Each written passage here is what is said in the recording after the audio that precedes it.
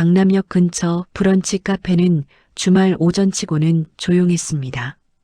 통유리 너머로 햇살이 들어오는 창가 테이블. 민서는 가족들보다 10분 먼저 도착해 자리를 잡았습니다. 4개의 의자, 3개에는 작은 종이 이름표가 붙어 있었습니다. 엄마, 이모, 오빠. 민서 것만 없었습니다. 아, 민서 왔어? 엄마가 들어서며 가볍게 손을 흔들었습니다. 민서는 일어나 인사했습니다. 이모가 뒤따라왔고 오빠는 휴대폰을 보며 마지막으로 들어왔습니다. 야, 내 자리 이름표 없네. 오빠가 웃으며 말했습니다. 어차피 내가 제일 늦게 온다고 생각했는데. 엄마가 덧붙였습니다. 맞아, 민서는 항상 바쁘잖아. 자리에 아무데나 앉아도 되지. 이모도 웃었습니다. 민서는 고개를 끄덕이며 미소 지었습니다. 그리고 이름표 없는 의자에 앉았습니다. 메뉴를 고르는 동안 대화는 자연스럽게 흘러갔습니다. 오빠의 새차 이야기, 이모의 여행 계획, 엄마의 요가 수업. 민서는 고개를 끄덕이며 듣고 있었습니다. 민서야, 너 요즘도 그 회사 다니지? 이모가 물었습니다. 네, 다니고 있어요. 아직도 거기 뭐 승진 같은 거 했어? 아직이요. 그래서 월급은 얼마나 받는데? 민서는 잠깐 멈칫했습니다. 하지만 곧 숫자를 말했습니다. 5, 그 정도면 괜찮네. 그런데 왜 아직도 혼자 사는 거야? 엄마가 끼어들었습니다. 민서는 원래 혼자 있는 게 편한가 봐. 성격이 좀 그렇잖아. 맞아, 좀 예민하고. 오빠가 웃으며 말했습니다. 민서는 물을 한 모금 마셨습니다. 음식이 나왔습니다. 샐러드, 에그 베네딕트, 팬케이크, 모두 민서가 예약하면서 미리 주문해둔 것들이었습니다. 민서야, 가평집 관리비 이번 달 넣어줬지? 엄마가 포크를 들며 물었습니다. 네. 고마워. 근데 거기 정원 좀 손봐야 할 것 같던데. 내가 시간 될 때 한번 가볼래? 민서는 대답 대신 고개를 끄덕였습니다. 아, 그리고 오빠 다음 달에 동남아 간다며? 민서야, 카드 한도 좀 올려줄 수 있어? 오빠가 말했습니다. 생각해 볼게요. 생각해 볼게요. 뭘 생각해, 형제끼리. 내가 제일 안정적이잖아. 이모가 웃으며 거들었습니다. 민서는 착해서 다 들어줘. 그치? 민서는 또 미소 지었습니다. 그리고 샐러드를 한 입 베어 물었습니다. 브런치는 1시간 정도 이어졌습니다. 민서는 계산을 했습니다. 카드를 건네고 영수증을 받았습니다. 민서야, 고마워. 다음에도 내가 낼래? 엄마가 가방을 들며 말했습니다.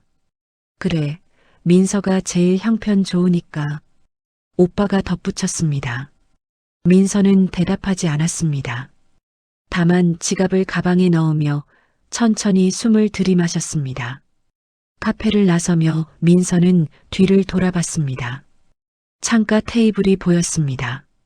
3개의 이름표와 비어있는 4번째 자리. 민서는 걸음을 멈추지 않았습니다. 집으로 가는 지하철 안에서 민서는 휴대폰을 꺼냈습니다. 통장 어플을 열었습니다. 지난 6개월간의 이체 내역이 스크롤을 따라 지나갔습니다. 가평집 관리비, 엄마 생활비, 오빠 카드 대납, 전기세, 수도세. 민서는 화면을 끄고 창밖을 바라봤습니다. 지하철은 어둠 속을 달렸습니다. 민서는 속으로 중얼거렸습니다. 이제 정말 끝내야겠다. 그 말은 누구에게도 들리지 않았습니다. 하지만 민서에게는 또렷하게 울렸습니다. 차갑고 단단하게. 민서는 집에 돌아와 노트북을 켰습니다. 은행 사이트에 로그인했습니다. 엑셀 파일을 열었습니다. 제목은 가족 지출 내역이었습니다. 2019년 3월부터 시작된 기록이 5년 넘게 이어져 있었습니다. 민서는 스크롤을 천천히 내렸습니다. 가평 전원주택 취득세, 등기 비용, 인테리어 비용 모두 민서 통장에서 나갔습니다. 명의도 민서였습니다. 우리 가족 별장 생겼다. 엄마가 그때 그렇게 말했습니다. 민서야, 내 이름으로 해두면 세금 혜택 있잖아. 어차피 가족 거니까. 민서는 고개를 끄덕였습니다. 그게 당연한 줄 알았습니다. 하지만 그 뒤로 관리비는 매달 민서 카드로 빠져나갔습니다. 정원 관리, 보일러 수리, 지붕 보수, 전부 민서가 처리했습니다. 민서는 엑셀 시트를 넘겼습니다. 생활비 탭이 나타났습니다. 부모님 통장으로 매달 입금된 80만 원. 4년간 한 번도 빠짐없이 송금되었습니다. 아빠 연금이 적어서 말이야. 엄마가 전화로 말했을 때 민서는 금방 답했습니다. 알겠어요. 제가 보낼게요. 우리 딸이 최고야. 엄마는 그렇게 말하고 전화를 끊었습니다. 민서는 다음 시트를 열었습니다. 오빠 탭이었습니다. 카드 대납, 여행 경비, 차량 할부금 일부. 합계는 2천만 원을 넘었습니다. 민서야, 미안한데 이번 달만 좀 도와줄래? 오빠는 늘 그렇게 말했습니다. 다음에 갚을게. 하지만 갚은 적은 한 번도 없었습니다. 민서는 노트북을 덮었습니다. 창밖을 바라봤습니다. 해가 지고 있었습니다. 휴대폰이 울렸습니다. 엄마였습니다. 민서야, 가평집 보일러 이상한 것 같아. 업체 불러서 점검 좀 해줄래? 지금이요? 응, 다음 주에 이모랑 가려고 하거든. 미리 해놔야지. 민서는 잠시 말이 없었습니다. 민서야? 들려? 네, 들려요. 그럼 내일 시간 되지? 내가 제일 가깝잖아. 가평은 제 집에서 차로 2시간 거리예요. 그래도 내가 제일 시간 여유 있잖아. 오빠는 바쁘고 우리는 몸이 안 좋고. 민서는 입술을 깨물었습니다.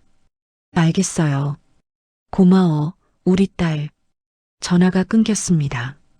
민서는 휴대폰을 내려놓고 소파에 기댔습니다. 천장을 바라봤습니다. 가족이니까. 그 말이 머릿속을 맴돌았습니다. 민서는 언제부터인가 그 말에 모든 걸 맞춰왔습니다. 불편해도 참았습니다. 돈이 나가도 당연하게 여겼습니다. 시간이 없어도 쪼갰습니다. 내가 제일 안정적이잖아. 그 말도 자주 들었습니다. 안정적이라는 건 무슨 뜻이었을까요? 돈이 있다는 뜻이었을까요? 아니면 거절하지 않는다는 뜻이었을까요? 민서는 다시 노트북을 열었습니다. 이번엔 부동산 사이트에 접속했습니다. 가평 전원주택 시세를 검색했습니다. 5억 2천만 원. 민서가 5년 전에 샀을 때보다 8천만 원 올랐습니다. 민서는 계산기를 두드렸습니다. 취득세, 대출이자, 관리비, 수리비 모두 더하니 민서가 쓴 돈은 총 6억 3천만 원이었습니다. 집값은 올랐지만 민서 통장은 비어갔습니다. 민서는 화면을 끄지 않고 한참 바라봤습니다. 그날 밤 민서는 오래된 사진첩을 꺼냈습니다. 대학교 졸업식 사진이 있었습니다. 민서는 혼자 학사모를 쓰고 서 있었습니다. 가족은 오지 않았습니다. 민서야, 미안. 오빠 면접이 그날이래. 우리가 같이 가줘야 할 것 같아. 엄마가 전날 밤 전화로 말했습니다. 민서는 괜찮다고 답했습니다. 취직 후 첫 월급을 받았을 때도 민서는 혼자였습니다. 가족에게 알렸지만 축하 연락은 없었습니다. 대신 이틀 뒤 엄마가 전화했습니다. 민서야, 오빠가 자격증 학원비 때문에 좀 힘들다는데 내가 좀 도와줄 수 있을까? 민서는 그때도 보냈습니다. 사진첩을 덮으며 민서는 깨달았습니다. 자신은 가족에게 지갑이었다는 걸, 이름표가 아니라 숫자였다는 걸. 민서는 침대에 누웠습니다. 눈을 감았습니다. 하지만 잠은 오지 않았습니다. 대신 결심이 또렷해졌습니다. 이제 끝내야 해. 민서는 이불을 걷어차고 일어났습니다.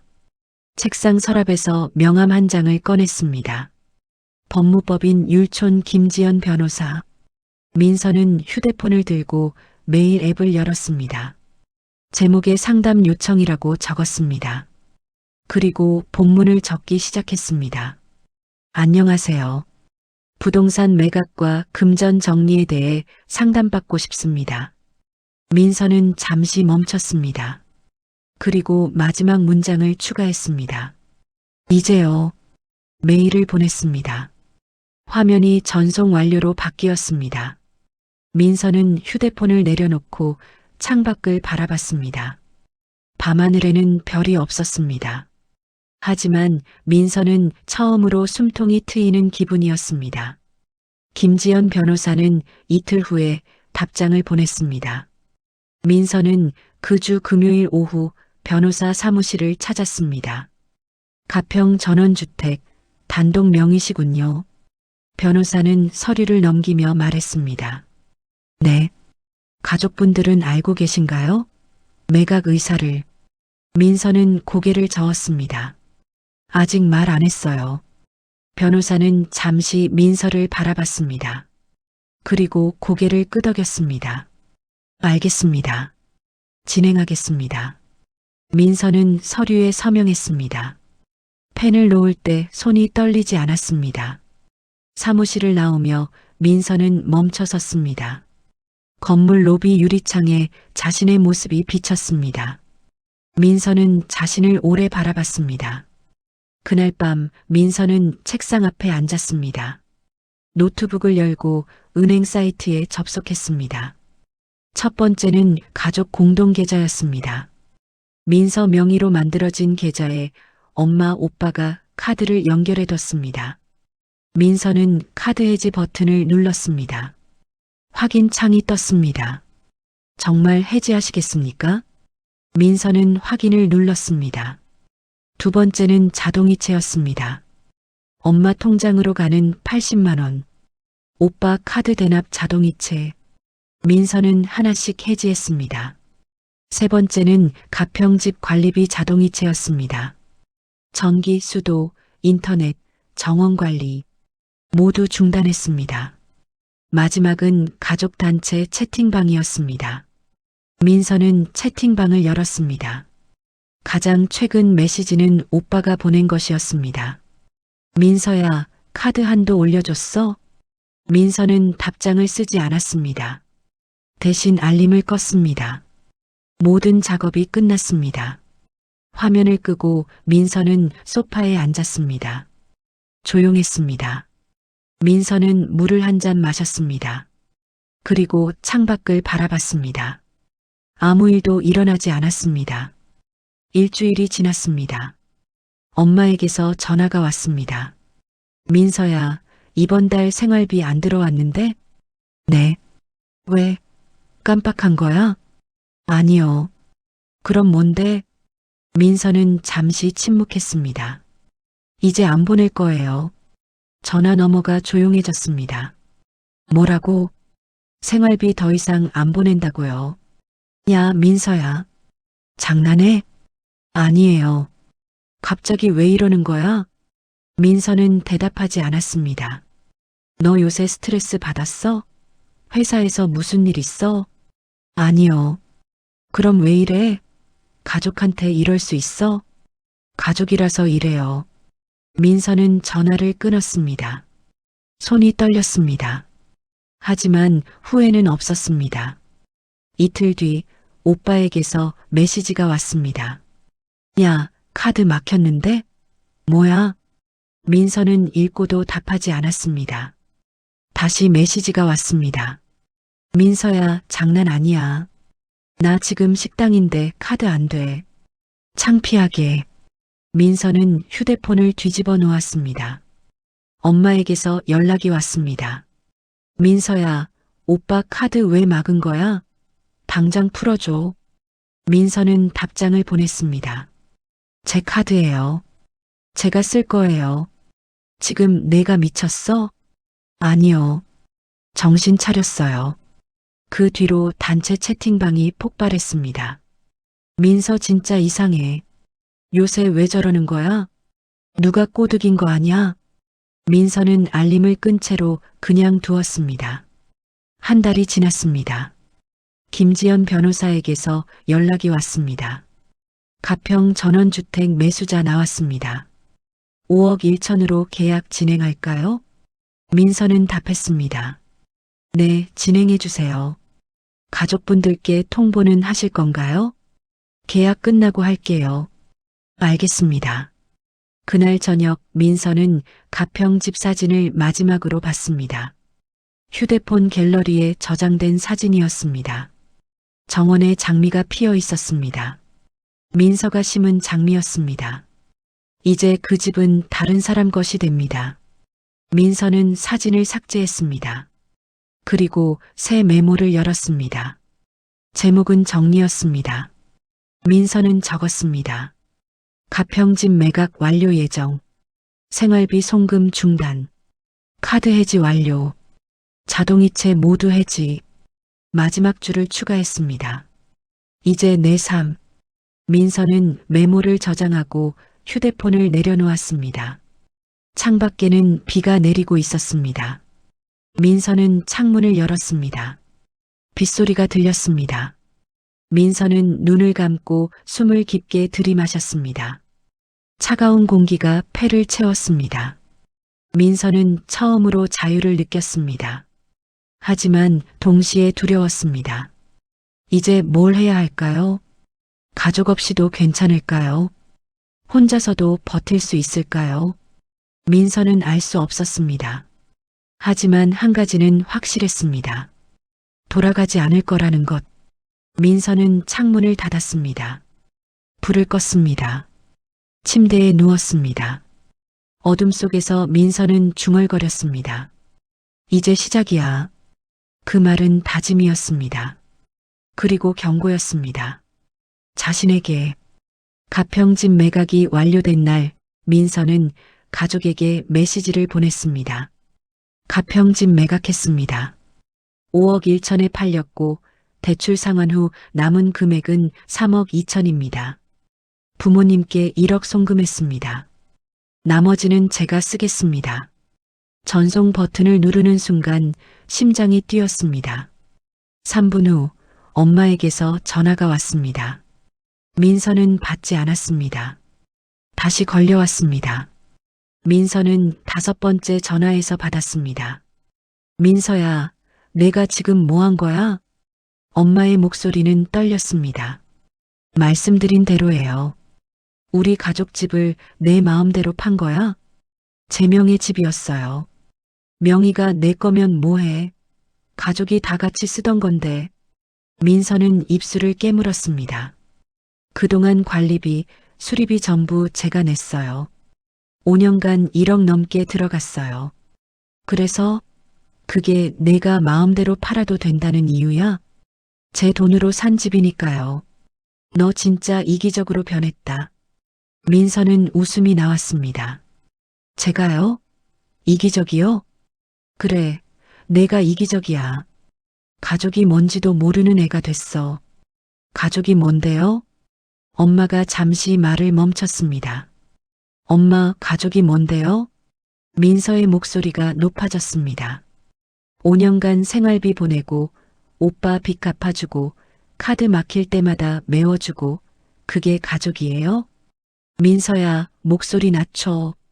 전 이제 안 낮춰요. 엄마가 숨을 크게 들이쉬는 소리가 들렸습니다. 너 지금 부모한테 어떻게 말하는 거야? 사실대로 말하는 거예요. 내가 그럴 줄 몰랐다. 저도 몰랐어요. 엄마가 이럴 줄. 전화가 끊겼습니다. 민서는 휴대폰을 소파에 던졌습니다. 손이 떨렸습니다. 10분 후 오빠에게서 메시지가 왔습니다. 야, 민서야. 집 판 돈 나도 받아야 되는 거 아니야? 그 집 나도 썼는데? 민서는 답장을 보냈습니다. 오빠한테 빌려준 돈 400만 원 먼저 돌려받고 싶어요. 뭐? 2021년 11월 50만 원, 2022년 3월 80만 원, 2022년 8월 120만 원, 2023년 5월 150만 원. 총 400만 원이에요. 계좌 보내드릴까요? 야, 그게 지금 중요해? 가족끼리 그런 거 따지냐? 네, 따져요. 너 진짜 이상해졌다. 누가 세뇌한 거야? 아무도 안 했어요. 제가 깬 거예요. 야, 민서야. 정신 차려. 전 정신 차렸어요. 오빠야말로 정신 차리세요. 오빠는 더 이상 답하지 않았습니다. 대신 단체 채팅방에서 폭발했습니다. 민서 진짜 미친 것 같아. 가족한테 돈 따지고 집 팔고 누가 꼬드긴 게 분명해. 이모가 끼어들었습니다. 민서야, 내가 너무 심한 거 아니야? 엄마 아빠 마음 생각 좀 해. 민서는 채팅방에 답장을 보냈습니다. 이모, 그동안 제가 보낸 생활비 총액 아세요? 4,800만 원이에요. 오빠한테 간 돈은 2천만 원이고요. 가평집 유지비는 1억 넘어요. 합치면 1억 6천만 원이에요. 채팅방이 조용해졌습니다. 민서는 계속 적었습니다. 전 더 이상 지갑 아니에요. 가족도 아니고요. 그냥 ATM기였어요. 민서야, 내가 항상 예민하긴 했지만 이 정도일 줄은 몰랐다. 엄마가 보낸 메시지였습니다. 예민한 게 아니에요. 지친 거예요. 민서는 채팅방을 나갔습니다. 그날 밤 민서는 아무것도 하지 못했습니다. 소파에 앉아 천장을 바라봤습니다. 가슴이 답답했습니다. 울고 싶었지만 눈물은 나오지 않았습니다. 휴대폰이 울렸습니다. 모르는 번호였습니다. 민서는 받았습니다. 민서야, 나 준호야. 사촌 오빠였습니다. 오빠, 엄마한테 들었어. 집 팔았다며? 민서는 대답하지 않았습니다. 잘했어. 민서는 귀를 의심했습니다. 뭐라고요? 잘했다고. 너 진작 그랬어야 했어. 오빠, 나도 알아. 내가 얼마나 고생했는지. 다들 너한테 기대기만 했잖아. 민서의 눈에서 눈물이 흘렀습니다. 너 혼자 다 떠안고 사는 거 보기 힘들었어. 근데 내가 뭐라고 할 처지도 아니고. 괜찮아요. 아니야. 괜찮지 않아. 넌 괜찮아야 돼. 준호의 목소리는 단단했습니다. 엄마 아빠한테 뭐라고 들어도 신경 쓰지 마. 내가 옳은 거야. 민서는 목이 메었습니다. 고마워요. 이모한테도 욕먹겠지만 나도 내 편이야. 알지? 네. 전화를 끊고 민서는 한참 울었습니다. 처음으로 누군가 자신을 이해한다는 느낌이었습니다. 다음 날 민서는 부동산에 연락했습니다. 경기도 쪽에 작은 집 알아봐 주세요. 1억 5천 이하로요. 혼자 사실 거예요? 네. 알겠습니다. 좋은 매물 나오면 연락드릴게요. 민서는 전화를 끊고 창밖을 바라봤습니다. 새로운 시작이었습니다. 무서웠지만 기대됐습니다. 민서는 노트에 적었습니다. 나를 위한 집, 나를 위한 시간, 나를 위한 인생, 그리고 마지막 줄을 추가했습니다. 이제 내가 선택한다.